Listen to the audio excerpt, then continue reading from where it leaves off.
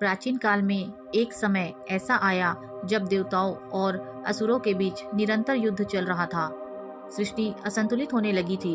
भक्तजन दोनों भगवान विष्णु हरि और भगवान शिव हर से प्रार्थना करने लगे कि वे प्रकट होकर धर्म की रक्षा करें और सृष्टि में संतुलन लाए।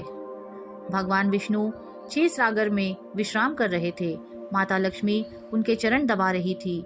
विष्णु जी ने ध्यान लगाया और देखा संसार में अधर्म फैल रहा है। उन्होंने निश्चय किया कि इस कार्य में केवल शिव जी ही सहायता कर सकते हैं। उसी समय कैलाश पर्वत पर बैठे भगवान शिव भी ध्यान में थे।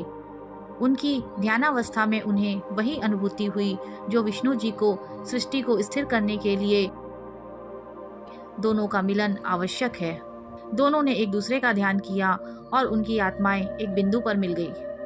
जब भगवान विष्णु और भगवान शिव आमने सामने आए तो चारों ओर दिव्य प्रकाश फैल गया। आकाश में घंटानाद गूंजा। ब्रह्मा और सभी देवता वहां पहुंचे। दोनों देवताओं ने एक दूसरे को प्रणाम किया।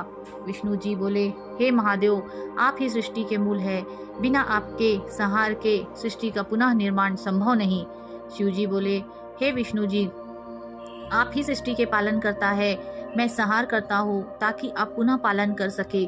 हम दोनों एक ही सत्य के दो रूप है। उस क्षण दोनों का तेज एक हुआ और प्रकट हुआ एक अद्भुत रूप हरिहर, अर्धांश विष्णु अर्धांश शिव। यह रूप इस बात का प्रतीक था कि पालन और संहार दोनों एक ही शक्ति के भाग है। हरिहर का एक भाग भगवान विष्णु जैसा नीला वर्ण, मुकुटधारी, शंख और चक्र धारण किए हुए।